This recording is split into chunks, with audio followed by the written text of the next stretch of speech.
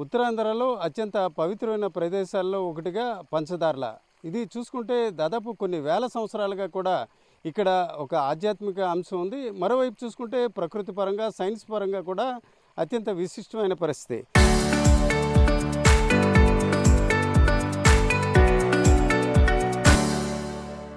అయితే ఈ పేరులోనే పంచదార అంటే ఒక రక దార మంచినీరు మనం చూడవచ్చు. నిజానికి ఈ నీరు చాలా పవిత్రంగా భావిస్తారు. ఏదైతే అనారోగ్య పరిస్థితి ఉంటే ఆ నీరుని తాగినట్లయితే ఆరోగ్యం వస్తుందని కూడా భావించే పరిస్థితి ఉంటుంది. కానీ ఈరోజు చూసుకుంటే ఒక ఊహించిన పరిస్థితి, స్థానికులు కూడా ఆశ్చర్యపోతున్నారు. ఎప్పుడూ లేని విధంగా భారీ ఎత్తున ఇక్కడ క్వారీ తవ్వారు. నిజానికి చాలా చోట్ల వందల అడుగుల నీటిలో ఏదైతే గోతులు తవ్వితే కానీ నీరు రాదు. కానీ ఇక్కడ మనం చూస్తుంటే దారులు చాలా విస్తృతంగా వస్తున్న పరిస్థితి. అయితే ఇక్కడ చూసుకుంటే ప్రభుత్వం ఒక క్వారీకి అంటే కంకర తవ్వుకోవడానికి ఒక యాజమానికి తవ్వకాలకు అనుమతి ఇచ్చింది. కానీ భిన్నంగా ఈరోజు చూసుకుంటే వందల అడుగుల ఎత్తు కూడా లోతుగా తవ్వారు. మనం చూడొచ్చు పైనుంచి ఎంత ఎత్తుగా, అంటే ఒక కొండ ఎంత ఎత్తుగా ఉంటుందో అంత లోతుగా తవ్వారు. దీంతో ఈ ప్రాంతంలో ఏదైతే జలధారలు వస్తున్నాయో ఆ జలధారలో రాక కూడా నష్టం జరిగే పరిస్థితి.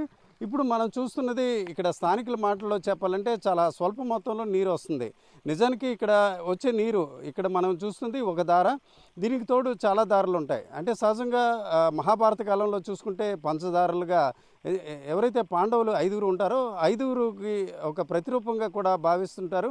అట్లాగే ఒక ఆధ్యాత్మికంగా మాత్రమే కాకుండా దిగువన ఉన్న ప్రాంతాలకి మంచినీరు అందించడంలో కూడా ఈ పంచదారలు ఉపయోగపడుతున్నాయి. కానీ ఈరోజు చూసుకుంటే క్వారీ అత్యంత దారుణంగా, అంటే నిబంధనలకు విరుద్ధంగా తవ్వడం మాత్రమే కాకుండా ఒక మానవాళి ప్రాణానికి కూడా నష్టం జరిగినట్టు ఇక్కడ క్వారీ తవ్వకాలు బట్టి చూస్తే మనకు తెలుస్తుంది. అట్లాగే ఇది సహజంగా ఏదైనా మనుషుల ద్వారా తవ్వకాలు జరిగినట్లయితే కొంతవరకు నష్టం కావచ్చు, లేకపోతే కొంత ఇబ్బందికరమైన పరిస్థితి ఉంటుంది. కానీ ఇక్కడ మనం చూడొచ్చు భారీ యంత్రాలను వినియోగించడం వల్ల ఇంత పెద్ద ఎత్తున కొండ కూడా చాలా స్వల్పంగా కిందకు వచ్చింది.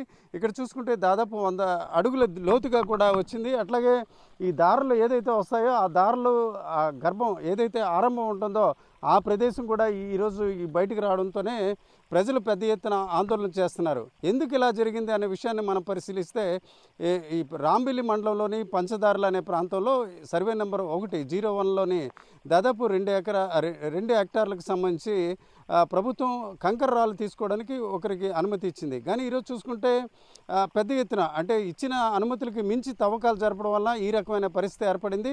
ఇప్పుడు తాజాగా చూసుకుంటే పంచదారులు కొన్ని దారులు పూర్తిగా కనుమరుగయ్యే పరిస్థితి ఏర్పడింది.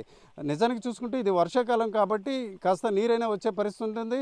రానున్న కాలంలో చూసుకుంటే ఈ నీటి దారులు కూడా రావడానికి అవకాశం లేని పరిస్థితి. ఈ దశలో ఇప్పటికే ఎవరైతే కాంట్రాక్టర్లు ఉంటారో ఆ కాంట్రాక్టర్లు మాత్రమే కాకుండా దీని వెనక ఖచ్చితంగా అనకాపల్లి జిల్లాకు చెందిన అధికారులు అలాగే దీనికి సంబంధించి ప్రజాప్రతినిధుల హస్తం ఉన్నట్టు ఇక్కడ స్థానికులు చెప్తున్నారు. అయితే రాజకీయాలు అలాగే పారిశ్రామిక పెట్టుబడులు విషయం ఏ రకంగా ఉన్నప్పుడు కూడా ప్రజల జీవనానికి నష్టం కలిగించే రీతిన మాత్రం ఇక్కడ తవ్వకాలు జరిగినట్టు మనకి స్పష్టంగా కనిపిస్తుంది.